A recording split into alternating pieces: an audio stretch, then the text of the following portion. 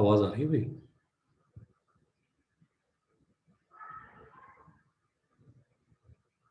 Yes sir. चलो, last class में हमने आइसोबैरिक प्रोसेस तक पढ़ लिया था। आज लिख लेते हैं हम लोग आइसोथर्मल प्रोसेस।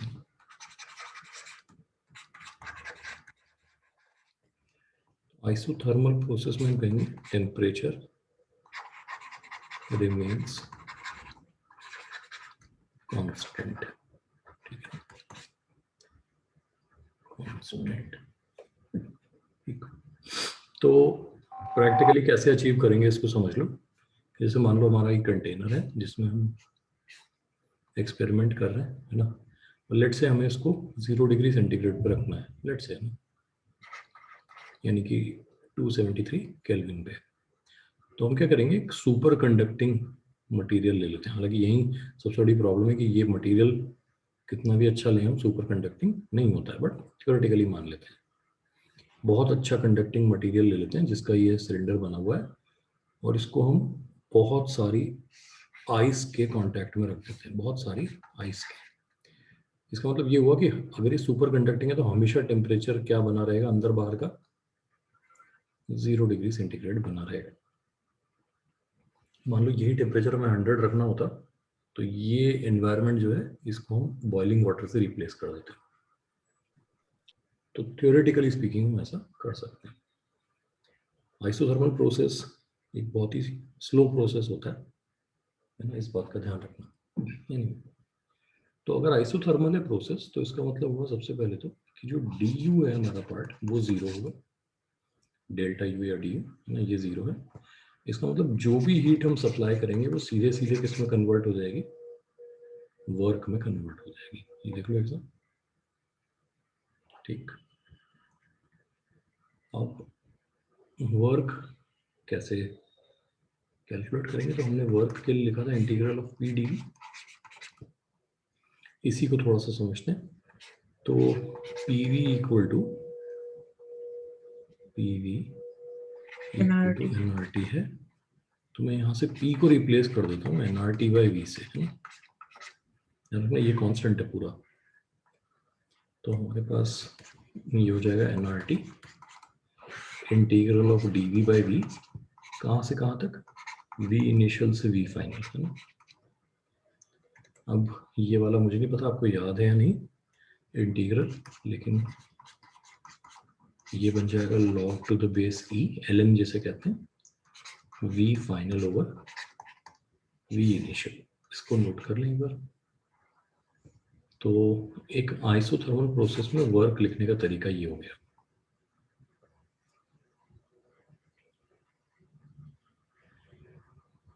और क्योंकि प्रोसेस आइसोथर्मल है तो ये भी ध्यान रखना कि जो P1 V1 है वो P2 V2 के इक्वल होगा।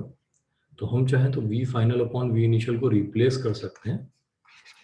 nRT तो एज इट इज रहेगा, log to the base E होगा। ये हो जाएगा pressure initial upon pressure final से रिप्लेस कर सकते हैं। This is the same ratio, ये रेशियो और ये रेशियो क्या है, सेम है बिकॉज ऑफ दिस। तो नोट कर लो एक बार इसको।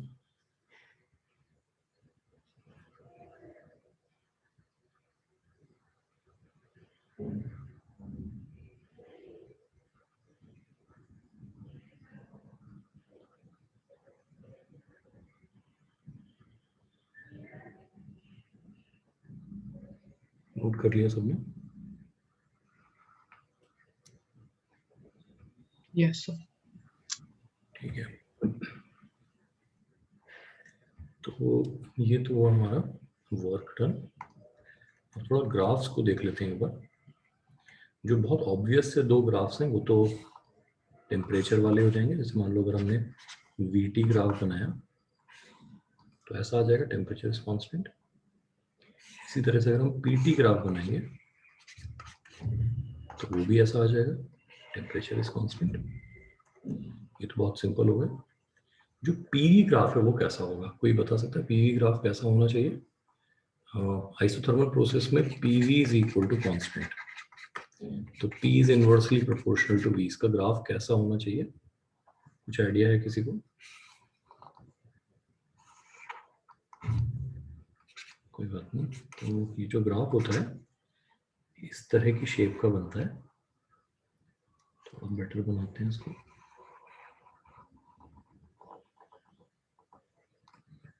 ये लो, और इस शेप को हम लोग कहते हैं रेक्टेंगुलर हाइपरबोला, रेक्टेंगुलर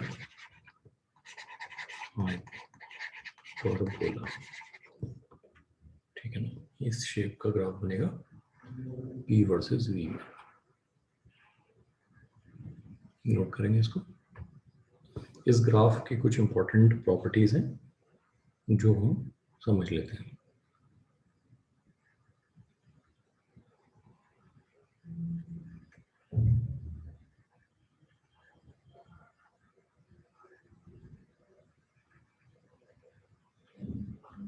इस ग्राफ में अगर मैं क्वांटिटी dp बाय dv लिखता हूं तो ये क्वांटिटी क्या रिप्रेजेंट करेगी dp बाय dv, कोई बता सकता है? What is dp by dv? y versus x के ग्राफ में dy बाय dx क्या रिप्रेजेंट करता है? Slope. स्लोप।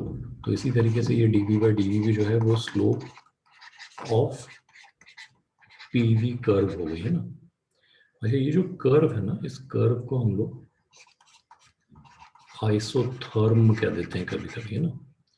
जैसे आइसोचोर कहा था हमने और आइसोबार कहा था हमने। तो आइसोथर्मल ग्राफ जो P वर्सेस V का होता है उसको हम आइसोथर्म कह देते हैं। तो एक आइसोथर्म की स्लोप कितनी होगी वो हम जानने की कोशिश कर रहे हैं। कैसे जानेंगे वो देखते हैं। तो देखो यहाँ पे हमने कहा PV इज कॉन्स्टेंट, इस पर थोड़ा सा हम डिफरेंशियल कैलकुलस का इस्तेमाल करते हैं। तो PdV डिफरेंशिएट किया हमने, VdP डिफरेंशिएट किया हमने। यानी जब हमने इसको डिफरेंशिएट किया तो पहले P को कांस्टेंट मानते हुए V को कर दिया और फिर V को कांस्टेंट मानते हुए P को कर दिया, जैसा नॉर्मली दो फंक्शन के मल्टीपल में हम लोग करते हैं। कांस्टेंट है तो इस साइड 0 आ जाएगा, एक बार देख लो इसको। PdV plus VdP equal to 0। Yes, sir. इसको रीअरेंज कर लेते हैं, ये जो हमने लिखा है इसको रीअरेंज कर लेते हैं तो हमारे पास आ जाएगा VdP equal to minus of PdV, ठीक है ना। तो फिर से रीअरेंज कर लेते हैं तो हमारे पास आ जाएगा dP over dV equal to minus of P by V। सही है। तो formula for the slope of an isotherm, slope of an isotherm से क्या बन गया,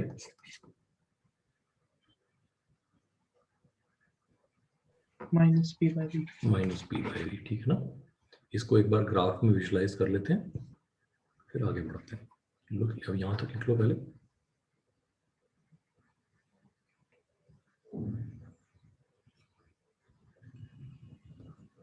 सर इसमें इंटरनल एनर्जी 0 होगी। नहीं, इंटरनल एनर्जी चेंज नहीं होगी, जीरो नहीं होगी, चेंज नहीं होगी। ओके। अगर टेम्परेचर कांस्टेंट है ना तो जितनी इंटरनल एनर्जी है वही रहेगी, यस सर। है ना। तो du का मतलब है चेंज, तो चेंज नहीं हो रही है। Yes sir. है ना? तो इसको ग्राफ पे देखते हैं। जैसे मान लो हमारे पास एक आइसोथर्म है, यानी कि P versus V graph of N isothermal process है। ये इस तरह का ग्राफ है। किसी ने हमसे कहा इस पॉइंट पे बताओ यहाँ पे स्लोप कितनी होगी।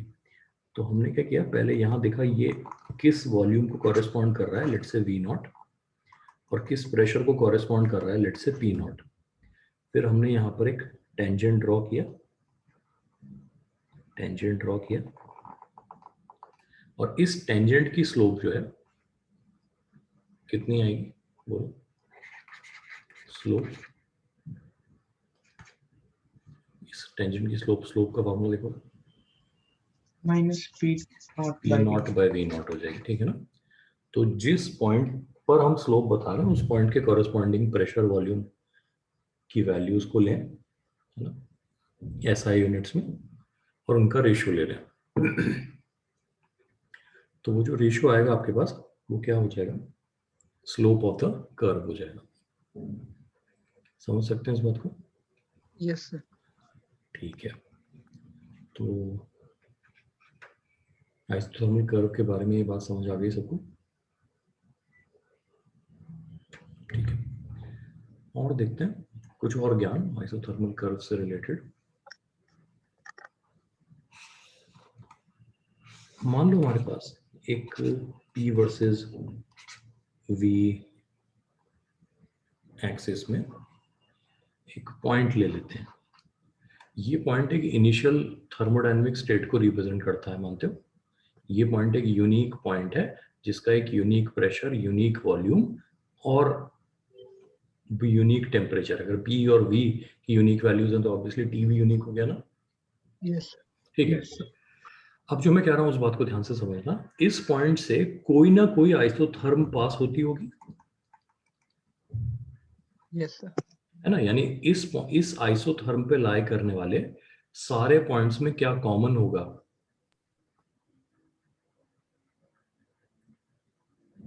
अगर एक आइसोथर्म यहां से पास कर रही है तो उस आइसोथर्म पे लाई करने वाले सारे पॉइंट्स में क्या सेम रहेगा?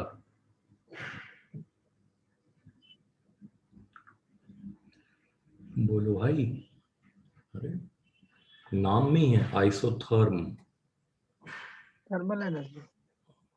टेम्परेचर यार, टेम्परेचर। आइसोथर्म का मतलब हाँ। सेम टेम्परेचर होता है ना? तो इस हाँ, yes. आइसोथर्म पे लाई करने वाले सारे पॉइंट्स पे टेम्परेचर क्या होगा? सेम। Same. अब मैं जो कह रहा हूं बात समझो। आप कोई भी दूसरा कर्व ले लो जो यहां से पास हो रहा है।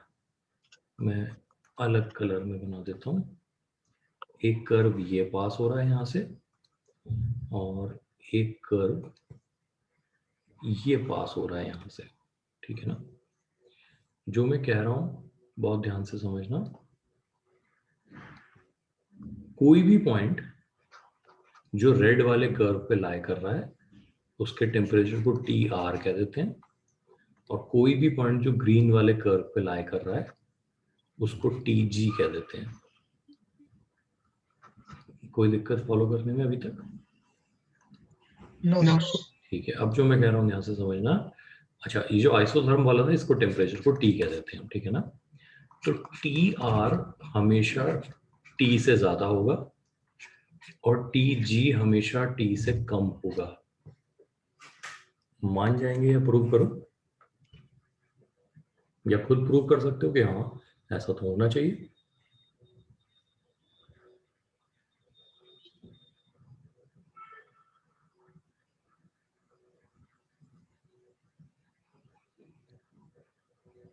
बोलो, कुछ ऐसा लॉजिक लगा सकते हो कि हाँ ये बात सच है कि किसी भी आइसोथर्म से ऊपर लाई करने वाले पॉइंट्स जो होंगे वो हमेशा उस आइसोथर्मल टेम्परेचर से ज्यादा टेम्परेचर के होंगे, और किसी भी आइसोथर्म से नीचे लाई करने वाले जो पॉइंट्स होंगे वो उस आइसोथर्मल टेम्परेचर से कम टेम्परेचर के होंगे। Yes sir. पक्का? हाँ सर, ये तो वही है, बात ही है, ये तो केमिस्ट्री में भी पढ़ा था ना। हाँ ये यस पढ़ा था, अलग बात है। ये पढ़ा है, कोई मैथमेटिकल पढ़ा। लॉजिक है हमारे पास कि हाँ इस ऐसा होना चाहिए? सर नहीं बता। अच्छा, ठीक है, एक काम कर लेते हैं हम यहाँ पे ना अलग अलग तरह के आइसोथर्म्स बना लेते हैं।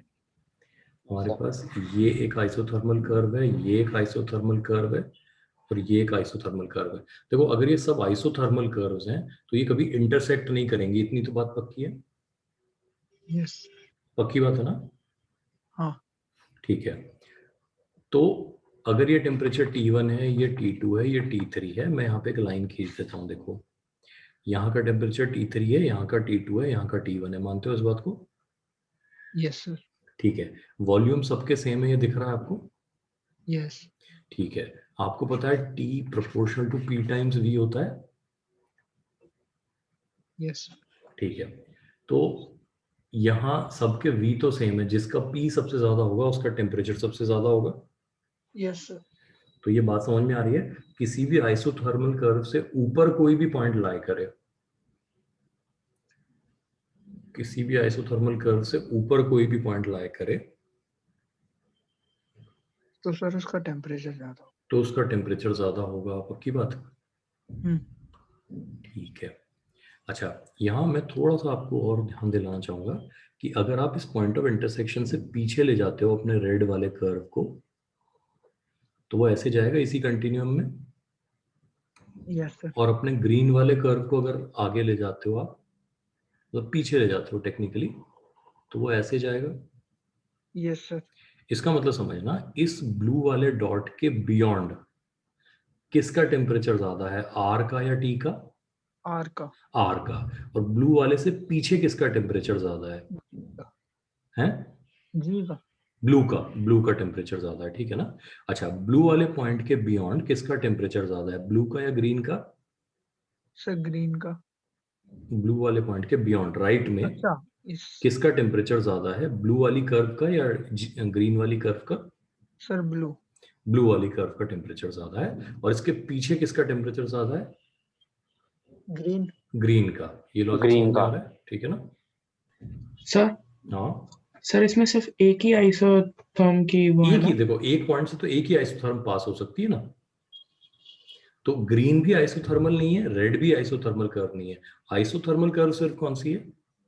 ब्लू वाले। ब्लू है, ये बात ठीक है ना। तो हम ये कह रहे हैं कि जो पॉइंट ऑफ इंटरसेक्शन है उसके अगर राइट में जाते हैं तो किन पॉइंट्स का टेम्परेचर ज्यादा होगा, रेड वाले पे लाई करने वालों का या ब्लू वाले पे लाई करने वालों का?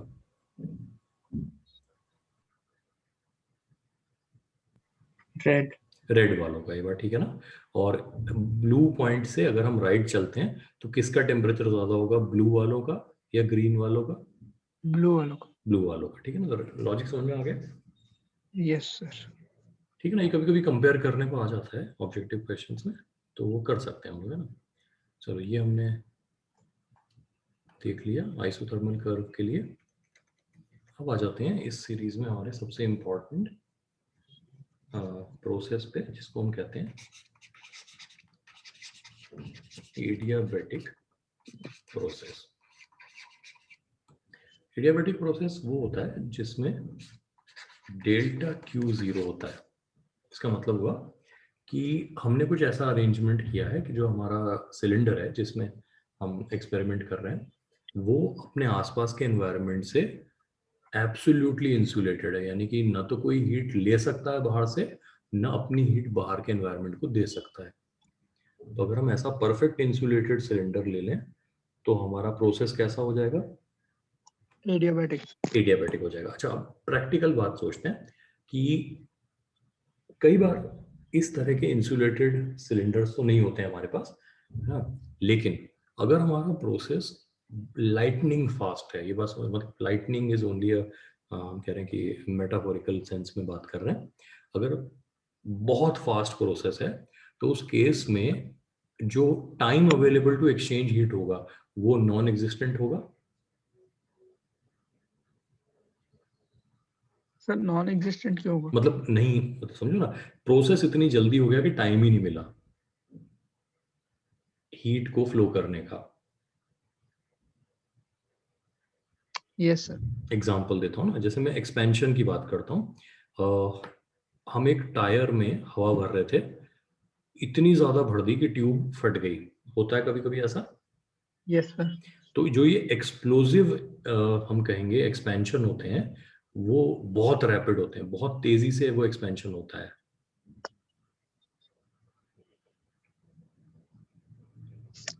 जो यस सर। ट्यूब होती है वो ऐसा तो नहीं होता ना कि ट्यूब फटने का इंस्टेंट जो था, हमने कहा 9 बजे ट्यूब फटना शुरू हुई और 9:15 पे फट गई।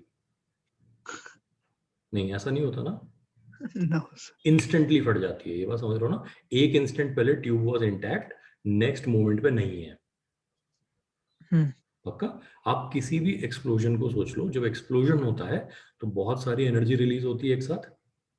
Yes sir. वो एनर्जी क्या करती है, एक प्रेशर वेव क्रिएट करती है यस सर। ना। तभी तो एक्सप्लोजन्स में आवाज आती है।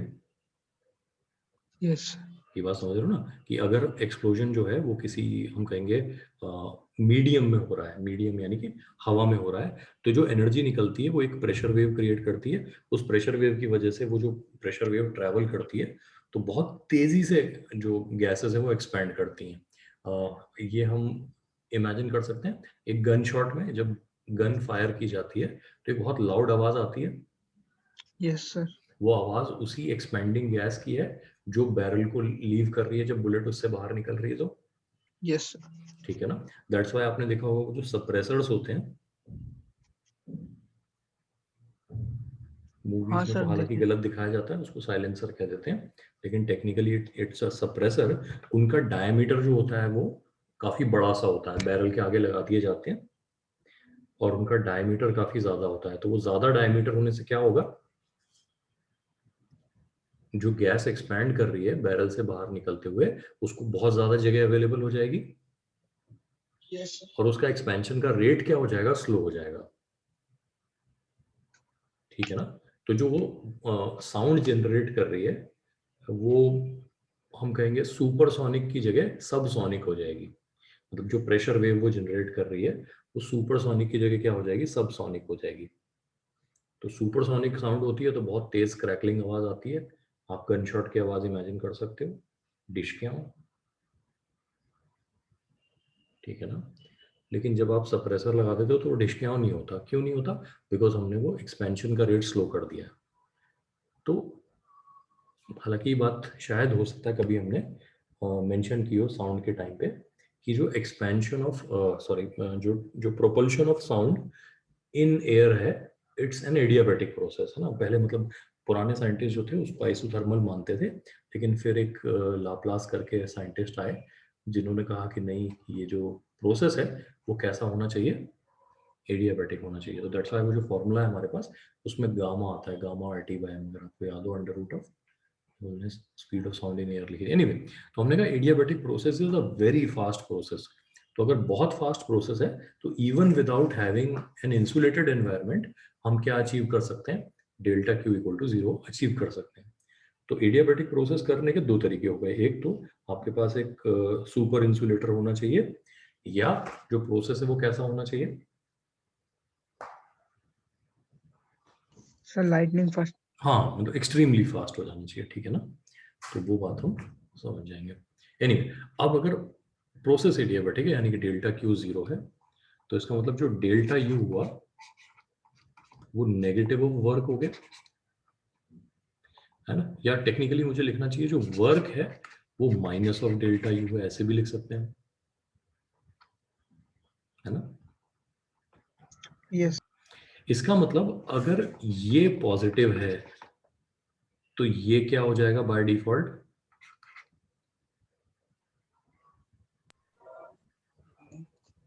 है नेगेटिव। नेगेटिव हो जाएगा। तो इम्प्लीकेशन समझना, पॉजिटिव वर्क है मतलब गैस क्या हुई है, एक्सपैंड या एक्सपैंड। एक्सपैंड हुई है, ठीक है। डेल्टा यू नेगेटिव है मतलब गैस क्या हुई है, गर्म या ठंडी, ठंडी। ठंडी हो गई है। इसका मतलब जब भी एडियाबैटिक एक्सपेंशन होगा गैस क्या हो जाएगी, ठंडी हो जाए। ठंडी हो जाएगी। तो नेक्स्ट टाइम जब टायर की ट्यूब फटे तो उसके इनसाइड को छूकर देखें, किसके इनसाइड को, टायर के। टायर के, कैसा महसूस होगा, ठंडा। ठंडा, ठीक है। नेक्स्ट टाइम जब बम फटे तो जहां बम फटा है वहां हाथ रख कर देखें, कैसा महसूस होगा, सर वहां तो गर्म ही होता है। ना। यही तो बात है ना, देखो वो थोड़ा सा काउंटर इंट्यूटिव है कि हमें लगता है कि जब हम बॉम्ब का एक्सप्लोजन सोचते हैं तो हमें लगता है कि अरे यहाँ तो बॉम्ब एक्सप्लोड हुआ है, ठीक है ना, तो यहाँ गर्म होना चाहिए। लेकिन टेक्निकली, मतलब टेक्निकली तो नहीं कहेंगे, हम साइंटिफिकली कहेंगे कि होता क्या है कि वहां से जो सारी हवा है वो एडियाबैटिकली बाहर की तरफ फेंक दी जाती है। तो वो जो जगह है आसपास की, है ना, वो जो क्रेटर क्रिएट हुआ बॉम्ब एक्सप्लोजन से, वो क्रेटर कैसा हो जाता है, ठंडा। ठंडा हो जाता है। हाँ यही तो है, मैं कह रहा हूँ काउंटर इंट्यूटिव। हमें देख के लगता है कि जब हम फिल्मों में एक्सप्लोजन होते देखते हैं जिनसे सनी देओल स्लो वॉक करते हुए दूर जा रहा होता है ना, तो हमें तो लगता है कि इसमें से इतनी सारी आग निकली है, यहाँ पे गर्म होना चाहिए, ऐसा होना चाहिए, है ना। लेकिन अगर हम इसको इस तरह सोचें, ठीक है ना, हम एक वो दिवाली वाला बम लेते हैं, ठीक है ना, उसको रेत में दबा देते हैं, ठीक, और यस आग लगा के दूर भाग जाते हैं, ठीक। जैसे ही वो एक्सप्लोड करेगा तो वो जो गड्ढा सा बनेगा रेत में ना, उसका temperature before and after note करें तो आफ्टर का टेम्परेचर कैसा मिलेगा हमें? ठंडा। ठंडा मिलेगा। उसका रीजन ये है कि वहां पे एक एडियाबैटिक एक्सपेंशन ऑफ गैस हुआ है। हालांकि इसमें थोड़ा सा डेटा में गड़बड़ आएगी क्योंकि वहां पे हीट भी रिलीज हुई है। किसकी वजह से? एक्सप्लोजन। एक्सप्लोजन की वजह से ना। तो वहां कभी कभी वो जो डेटा है उसके मतलब हम कहेंगे कि जो वैल्यूज में थोड़ी गड़बड़ आती है ना, वो उस हीट रिलीज की वजह से, जो जो उस एक्सप्लोजन, वो केमिकल एनर्जी है, ध्यान रखना, जो हीट में कन्वर्ट हुई है। अगर हम सिंपली ये काम कर दें, जैसे ड्राई एक्सप्लोजन कहते हैं जिनको, ड्राई एक्सप्लोजन कैसे होते हैं? जिसमें किसी तरह के गन पाउडर का यूज नहीं होता है। अब ड्राई एक्सप्लोजन का एग्जांपल क्या ले सकते हैं? चलो एक काम करते हैं, cracking of a whip. Whip समझते हो, वो हंटर, वो नहीं होता, 100 करोड़ की सजा मिलती है जिससे, यस सर। है ना। यस सर, तो यस सर, यस सर। वो जो विप होता है, उस विप को अगर क्रैक करें, वो समझ सकते हो, वो ऐसे उसको, विप को पहले थोड़ा सा कॉइल करते हैं, उसके बाद जोर से पटकते हैं तो एक क्रैकिंग आवाज आती है, ऐसे करके यस सर। आती है ना। वो सर तो हवा में होता है हाँ, ना वो जो। वो हवा में होता है, एग्जैक्टली। तो वो जो विप क्रैक होती है, उसमें वो जो जो मूवमेंट है वो कैसा होता है? मतलब अगर आप उस विप को देखोगे तो ये तो हो गया उसका हैंडल, और ये हो गई विप, जो ये है, ये सब विप हो गया। तो ये जो इसका टिप है, ये आप इसको जो हवा में क्रैक करोगे तो ये टिप बहुत ही फास्ट स्पीड पे ट्रैवल कर रहा होगा थ्रू एयर। इनफैक्ट ये इतनी फास्ट स्पीड पे ट्रैवल कर रहा होगा कि ये जो एयर को रिप्लेस, मतलब सॉरी डिस्प्लेस करेगा।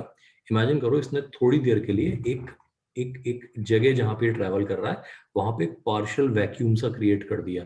इमेजिन कर सकते हो, इतनी तेज गया है यहाँ से कि अपने पीछे क्या छोड़ता हुआ गया? Vacuum. Partial vacuum.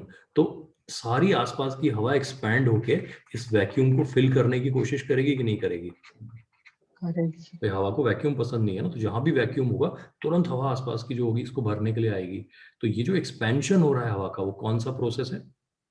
Adiabatic. Adiabatic process है। एडियाबैटिक तो इस प्रोसेस। रीजन में जो हवा होगी वो कैसी हो जाएगी, गर्म या ठंडी? ठंडी। ठंडी हो जाएगी, ठीक है ना। अब आप किसी से कहो कि मैं कोड़े मार के हवा ठंडी कर सकता हूँ तो वो हंसेगा आपके ऊपर, ठीक है। लेकिन साइंस यही है। इस तरह का जो एक्सप्लोजन ना, यहाँ पे भी आवाज आती है ना, पटाख से आवाज आती है जब वेब क्रैक होती है तो, यस सर। है ना। लेकिन ये ड्राई एक्सप्लोजन है क्योंकि इसमें हमने किसका यूज नहीं किया है?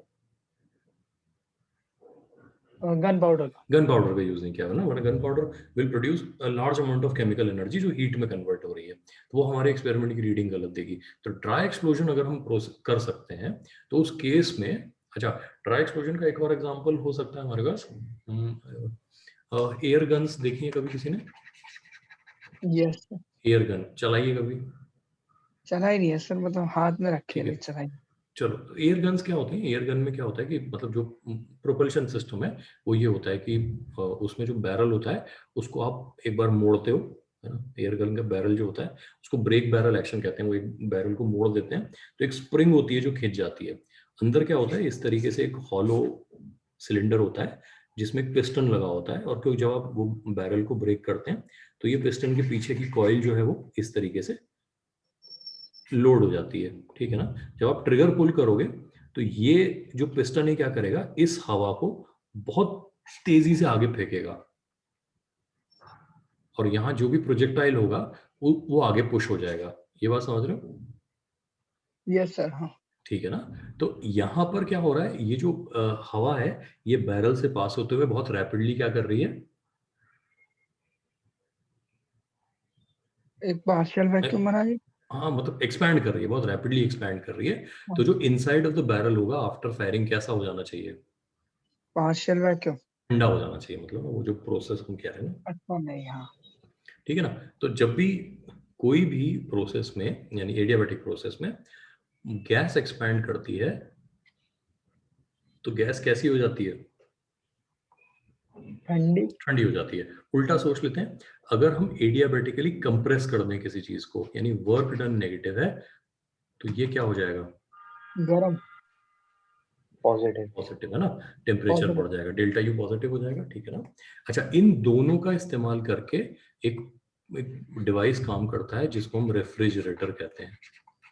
रेफ्रिजरेटर समझते हो? हाँ सर। जनरेटर, फ्रिज हुआ ना मतलब, या एयर कंडीशनिंग जो होती है, ठीक है ना। जो बेसिक एयर कंडीशनिंग प्रिंसिपल है उसमें क्या होता है, एक कंप्रेसर होता है। फ्रिज के पीछे लगा हुआ कंप्रेसर देखा है कभी आपने? यस सर, हाँ वो सर। ऐसा सिलेंडर डब्बा टाइप सा होता होता है है, ना। हाँ, एक ऐसा डब्बा सा होता है ऐसा, यस है सर। ना। और इसके साथ में यहाँ पर एक एक्सपेंशन वाल्व लगा होता है और एक कॉइल होती है जो ऐसे जा रही होती है, फिर वो इस तरीके से इस तरीके से इस तरीके से फ्रिज के पीछे ऐसे फैली हुई होती है यस।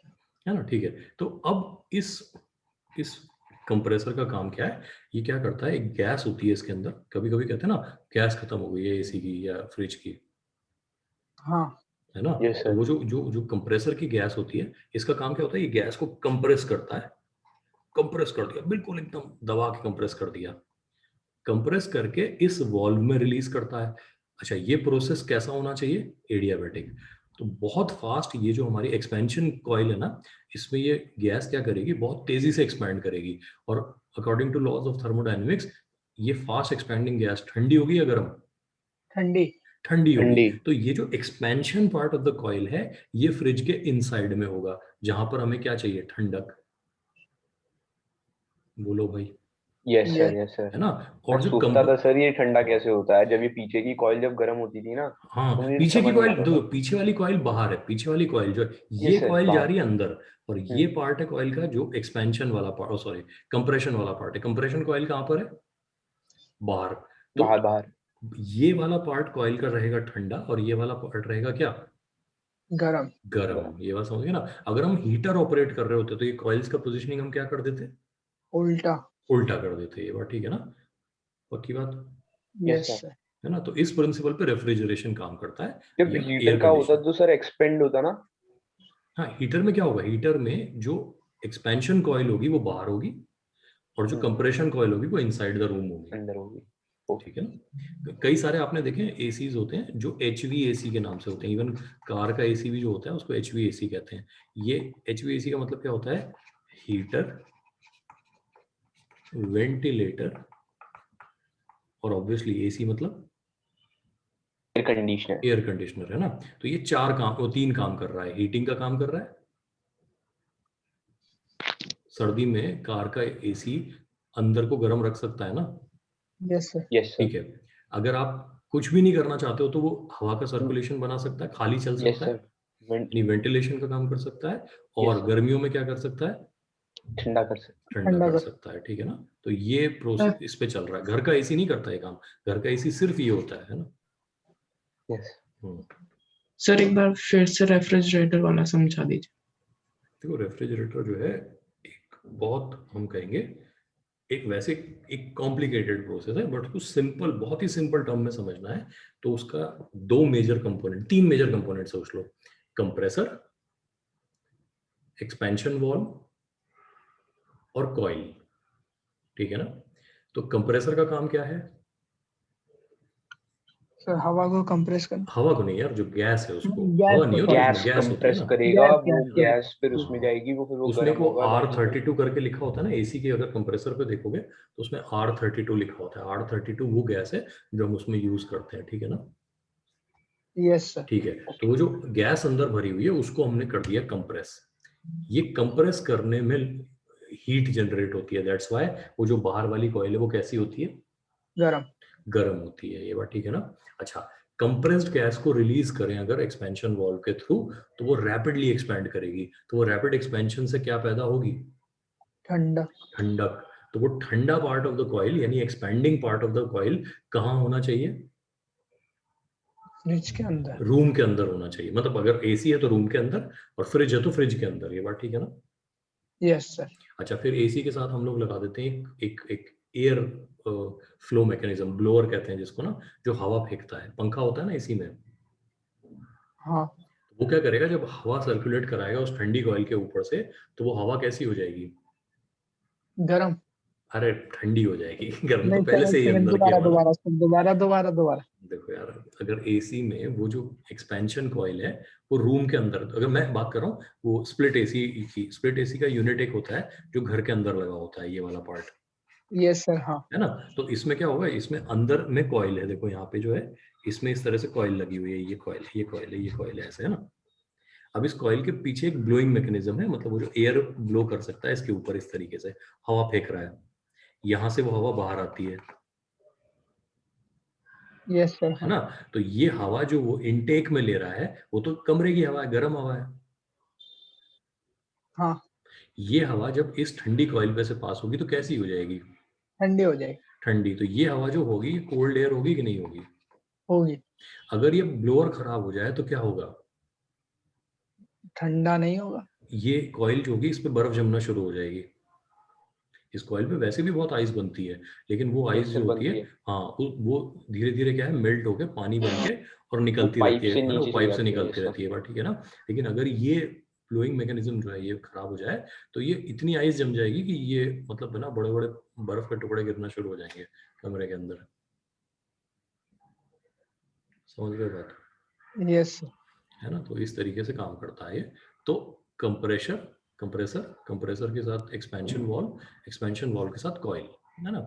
इसमें और भी बहुत सारी चीजें होती हैं, स्पीड रेगुलेटर होता है, मोटर होती है ना, और बहुत सारी चीजें हैं। हम बेसिक जो है उसकी बात करें कि इस तरीके से काम करता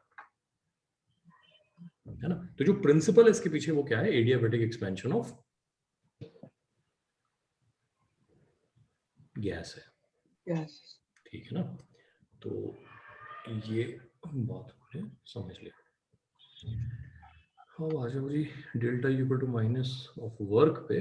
डेल्टा यू अपने को पता है, तो वर्क का फॉर्मूला हमारा minus N C V delta T हो गया। Yes sir. अच्छा, सीवी सीपी कैसे लिखना है ये हम अभी इस अगले पार्ट में देखेंगे, है ना।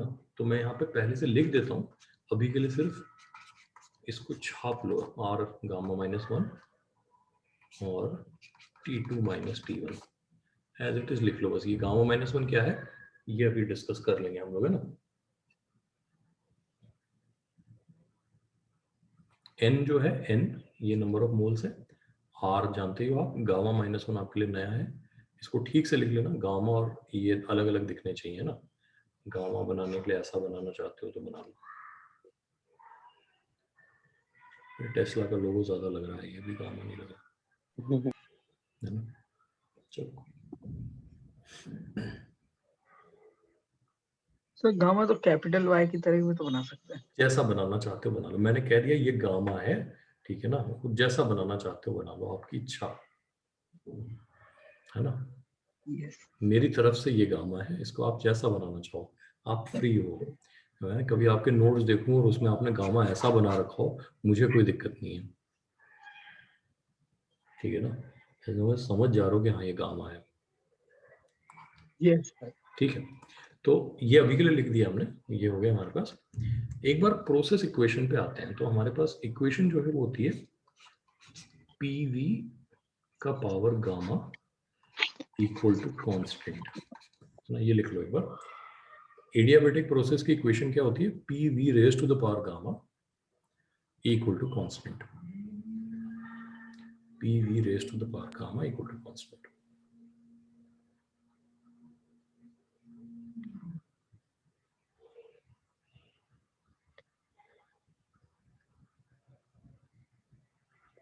ठीक, यस। थोड़ा सा गामा से जूझ लेते हैं।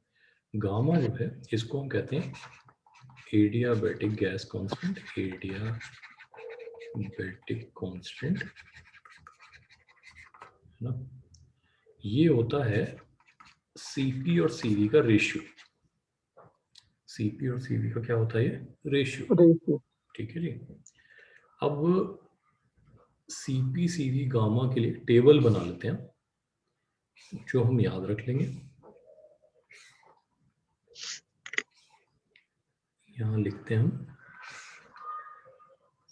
सीपी, नहीं सीवी पहले लिखते हैं, फिर सीपी लिखते हैं और फिर गामा लिख लेते हैं। और यहाँ लिख लेते हैं टाइप ऑफ गैस, यहाँ लिखते हैं मोनोएटमिक, डायएटमिक और पॉलीएटमिक नॉन लीनियर। MADAPA का मतलब क्या है ये समझ लेना। मोनोएटमिक गैस कैसी होती हैं? जिनके मॉलिक्यूल में एक ही एटम होता है। एग्जांपल दे सकते हो मोनोएटमिक गैस का? H2 है, टू भी बोल रहे H2 हो, टू भी बोल रहे हो और मोनोएटमिक भी कह रहे हो उसको। H 2 H हो गया ना बेटा उसमें तो, ओके है ना। H2 कैसी हो गई? डायएटमिक हो गई वो तो। H2 O2 N2 ये सब क्या हो गए? डायटमिक। डायएटमिक हो गए। मोनोएटमिक का एग्जांपल दे दो कोई।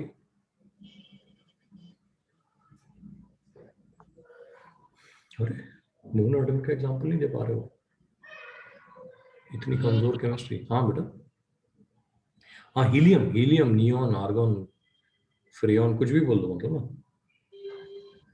कोई भी इनर्ट गैस बोल दो, वो सब क्या हो गई? मोनोएटमिक। मोनोएटमिक हो गई, है ना। तो मोनोएटमिक गैसेस के लिए जो CV होता है वो होता है 3/2R, ठीक है जी, 3/2R। डायएटमिक के लिए होता है 5/2R, रट लेंगे अभी तो सुखी रहेंगे। और पॉलीएटमिक के लिए होता है 3R। सब कुछ R के टर्म्स में आना चाहिए, देख लेना। 3/2, 5/2 और 3R। CP के लिए देखना, CP होगा 5/2R,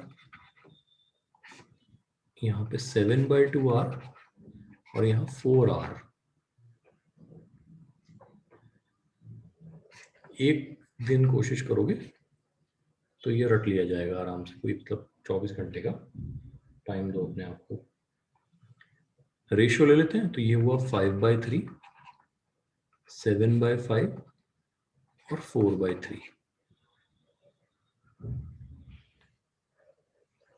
ये जो एडियाबैटिक कांस्टेंट है ना, इसके साथ एडियाबैटिक कंप्रेसिबिलिटी भी लिख लेना, ठीक है। वो कंप्रेसिबिलिटी पढ़ेंगे जब, देख लेंगे।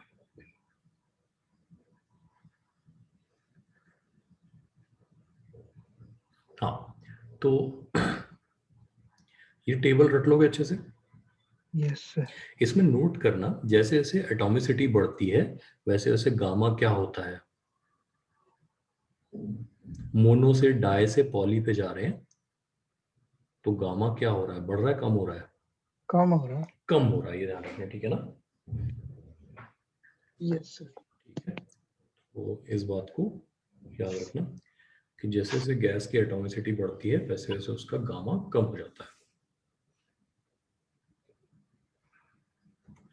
तो हमने लिखा PV power gamma equal to constant. अच्छा, अगर ये रिलेशन है P और V में, तो प्रेशर और टेम्परेचर में क्या रिलेशन होगा? तो हम इसको इस तरह से लिख देते हैं, P T/P का power gamma equal to constant. ये कैसे लिखा मैंने भाई? PV इक्वल टू nRT होता है, तो V Yes, को sir. मैंने रिप्लेस कर दिया किससे? टेम्परेचर बाय प्रेशर के रेशियो से। कांस्टेंट तो कांस्टेंट ही है ना। ये समझ पा रहे हो बात? तो ये Yes, बन गया T power gamma over P power gamma -1 equal to constant. तो एडियाबैटिक प्रोसेस के लिए टेम्परेचर प्रेशर का रिश्ता मिल गया हमें। yes, sir. ठीक है, फिर आ जाओ टेम्परेचर वॉल्यूम के रिश्ते पे। तो प्रेशर को रिप्लेस कर दिया मैंने T/V से, V पावर गामा पहले से है इक्वल टू कांस्टेंट है, तो ये बन गया TV का power gamma -1 equal to constant. ठीक है, कुल मिला के 3 रिलेशन हमारे पास आ गए हैं। हमारे पास है PV power gamma equal to constant, हमारे पास है T power gamma over P का power gamma -1 equal to constant, और हमारे पास है TV का power gamma -1 equal to constant, है ना। तो जब प्रेशर वॉल्यूम कंपेयर करने हो तो पहला, प्रेशर टेम्परेचर करना हो तो ये, और टेम्परेचर वॉल्यूम कंपेयर करना हो तो ये। इसको यूज कैसे करना है एग्जांपल से अभी देख लेते हैं, नोट कर लो पहले।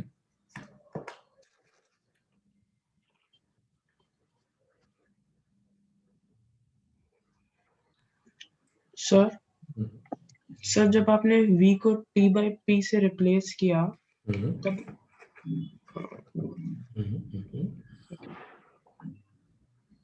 तब एक सेकंड सर,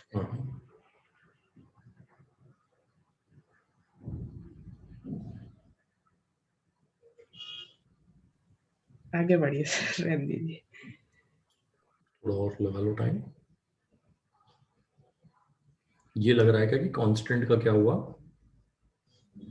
यस सर, थोड़ा देखो कांस्टेंट कांस्टेंट है, बस इतना हुआ कि पहले वहां जो कांस्टेंट लिखा हुआ था वो कुछ और रहा होगा, अब जो कांस्टेंट है वो कुछ और है, लेकिन है तो कांस्टेंट ही ना भाई। जब आप लिखते हो PV इक्वल टू nRT, तो ये सब तो एक कांस्टेंट ही है ना। Yes sir. आपने वॉल्यूम को रिप्लेस कर दिया किससे? nRT/P से। जब मैं इसका पावर गामा लगाऊंगा यहाँ पे गामा, तो ये nr का पावर गामा भी तो एक कांस्टेंट ही होगा ना। Yes sir. तो जो मतलब है वो तो हमें सिर्फ प्रोपोर्शनैलिटी से रखना है ना, तो हमने सिर्फ इसी को इंक्लूड किया। कांस्टेंट अपना एडजस्ट होते जा रहे हैं यहाँ पे। ओके ये सर। कहीं भी हमने ये कहा क्या कि ये कांस्टेंट और ये कांस्टेंट सेम है? नहीं। नहीं कहा, कह भी नहीं रहे है ना, पक्की बात। Yes sir. चलो एग्जाम्पल ले लेते हैं कैसे ये यूज करें। तो लेट्स से हमारे पास एक मोनो एटॉमिक गैस है, ठीक है। इसका प्रेशर हमने P की जगह 32P कर दिया। कैसे किया होगा ये? कंप्रेस करके या एक्सपैंड करा के?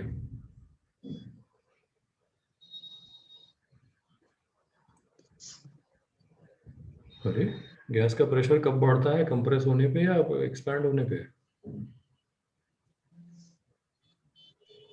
कंप्रेस होने सर पे। कंप्रेस होने होने पे। सर तो अब आपको बताना है कि जो इसका वॉल्यूम है वो अगर पहले V था तो अब कितना हो गया है? क्या कहते हो?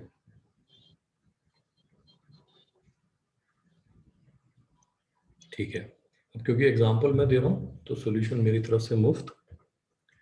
हमने लिखा हुआ है PV power gamma equal to constant. जब भी आपको कुछ ऐसे सॉल्व करना हो, ये देखो पूछा क्या गया है, P पूछा गया है या V पूछा गया है? v। तो जो पूछा गया है उसकी पावर को 1 कर देना है। कैसे? आप लोगे P का power 1 gamma into V equal to constant.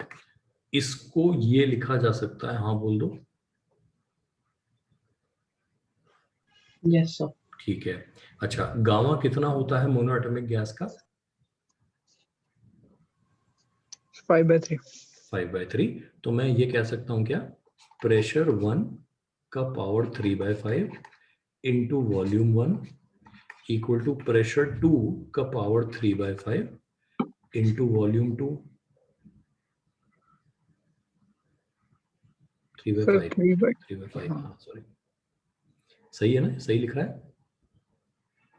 Yes sir. ठीक है, अब V2 बताना है मुझे, तो V2 कितना हो जाएगा? V1 टाइम्स P1/P2 का पावर 3/5। कुछ गलत तो नहीं लग रहा है इसमें?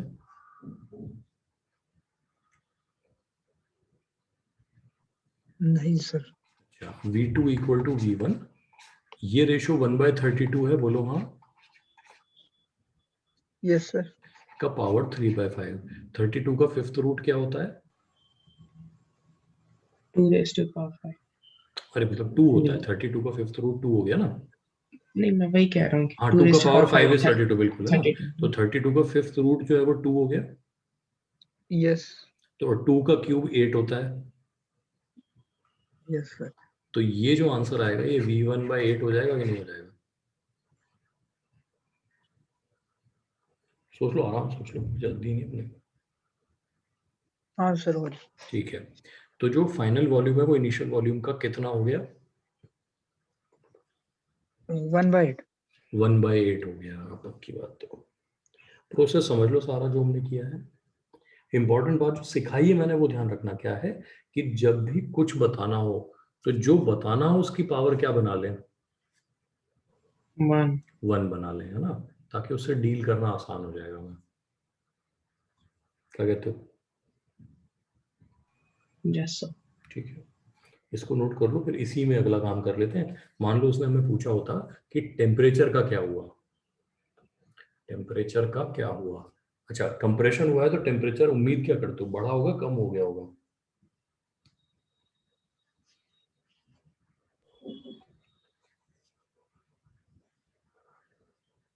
अरे एडियाबैटिक कंप्रेशन हुआ है तो टेम्परेचर बढ़ा होगा कि कम हो गया होगा?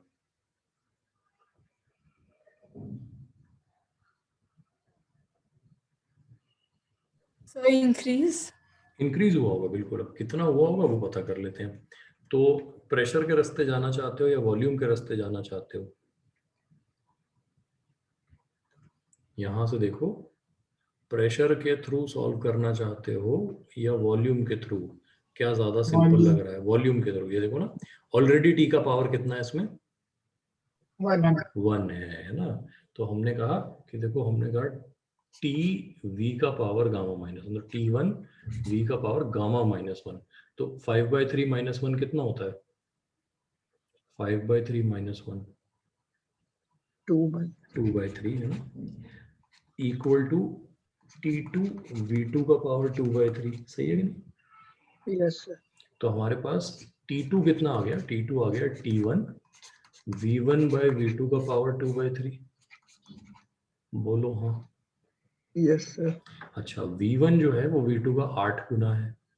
फाइनल वॉल्यूम तो कम हो गया था ना, Yes तो sir. ये बन गया T2 इक्वल टू T1 8 का पावर 2/3।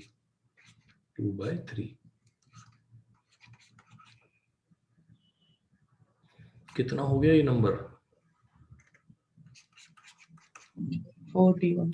41। तो फाइनल टेम्परेचर इनिशियल टेम्परेचर का 4 टाइम्स हो गया है। क्या कहते हो? Yes sir. झेल जाओगे? क्वेश्चन आएंगे तो प्रैक्टिस करनी पड़ेगी। प्रैक्टिस करनी पड़ेगी। यही बस, हर चीज का इलाज जो है वो यही है कि प्रैक्टिस करनी पड़ती है ना। बट हाँ, मतलब जब भी कोई मेथड बताया जाए तो उसको नोट करें और उसी पे प्रैक्टिस कर लें कि हाँ ये चीज़ जो है मुझे अच्छे से प्रैक्टिस कर लेनी है नहीं? सब क्वेश्चंस इसके भी भेज दीजिएगा। यार क्वेश्चन ना आइसोलेशन में नहीं मिलते हैं, चक्कर ये है क्वेश्चन के, वो तो मिल जाते हैं ढेर लगे हुए। तो अब ढेर लगा हुआ भेजने में दिक्कत ये होती है कि वो देख के ही लोग सॉल्व नहीं करते, है ना। अगर क्वेश्चंस आइसोलेशन में होते मेरे पास ना, तो मैं आपको कहता भाई ये क्वेश्चन इसके हैं, ये इसके हैं, आप कर लो। प्रॉब्लम है मेरे पास क्वेश्चन है थोक में, और वो ढेर जब भेजो लोगों को तो वो दम तोड़ देते हैं देख के। तो कैसे करें? चलो कोई इलाज निकालेंगे उसका। सबसे अच्छा है जो बुक्स मैंने बताई हैं, अगर उनमें से करोगे ट्राई तो मिल जाते हैं सब। कोई नहीं, चलो भी देखते हैं। ये किया हमने, अब आते हैं हम किस पे? हाँ, हम आते हैं एडियाबैटिक कर्व पे। ये जो P वर्सेस V कर्व होती है एडियाबैटिक, वो ऐसी दिखती है। इसको देख के धोखा हो सकता है, ये कैसी लग रही है देखने में, किसके जैसी? थोड़ा स्मूथली बनाना है, बूमरैंग टाइप लग रहा है, लेकिन एकदम स्मूथ बनाना है ऐसा ना। ये देखने में किसके जैसी लग रही है curve? Rectangular hyperbola. Rectangular hyperbola, isothermal जैसी लग रही है, लेकिन है नहीं। तो इसको कर्व को हम लोग कहते हैं एडियाबैट कहते हैं।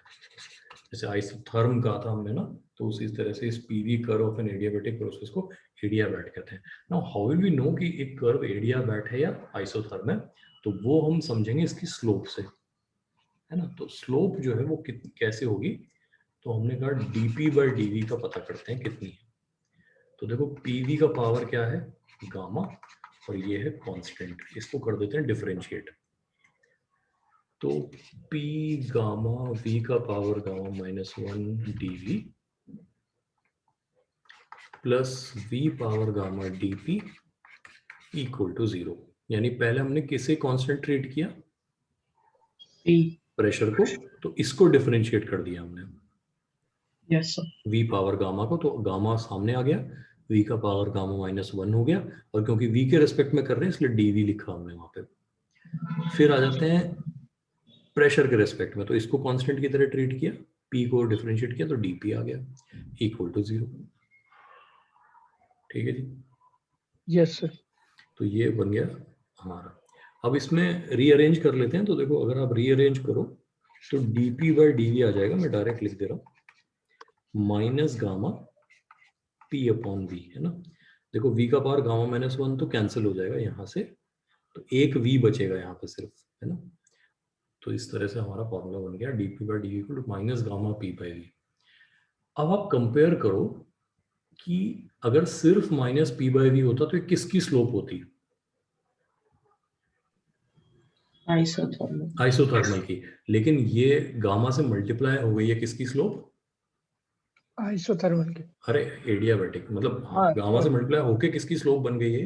Adiabatic adiabatic. एडियाबैटिक कर्व की स्लोप बन गई है।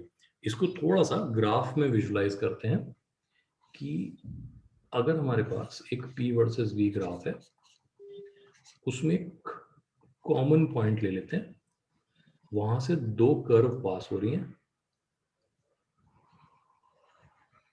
एक और दूसरी। ठीक है जी, ये हमारा कॉमन पॉइंट हो गया जहां से ये पास हो रही है। कॉमन पॉइंट को हम ग्रीन कलर से मार्क कर देते हैं, ये है ना। Just by looking at them आप बता सकते हो कि लाल वाली एडियाबैट है या नीले वाली एडियाबैट है। एडियाबैटिक कर्व कौन सी है?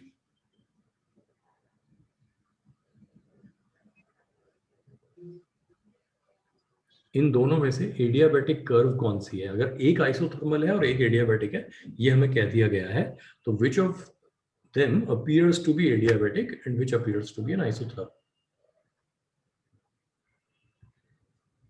बोलो भाई।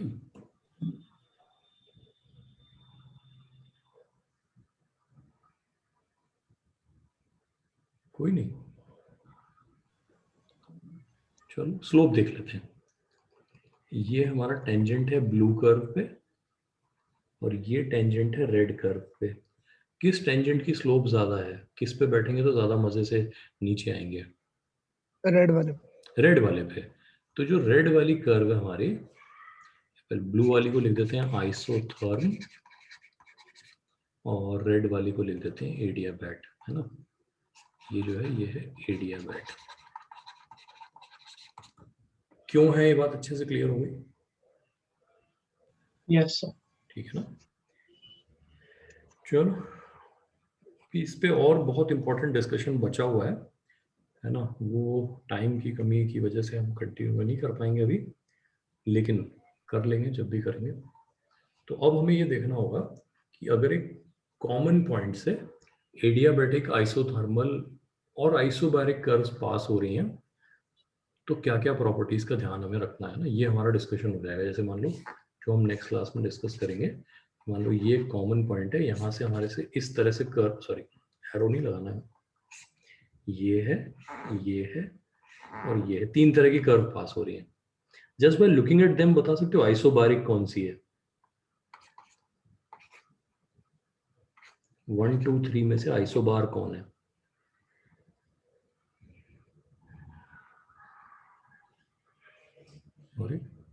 Sir one. हाँ, एडियाबैट कौन है? सर 3। 3, ठीक है ना। तो 2 इज द आइसोथर्म, ऐसा हम कहते हैं। तो अब इनसे क्या क्या, इनके क्या क्या बातें हमें पता चल जाएंगी, वो हम नेक्स्ट क्लास में डिस्कस कर लेते हैं। सर हाँ बोलो। इसकी पीडीएफ सेंड कर दीजिए प्लीज।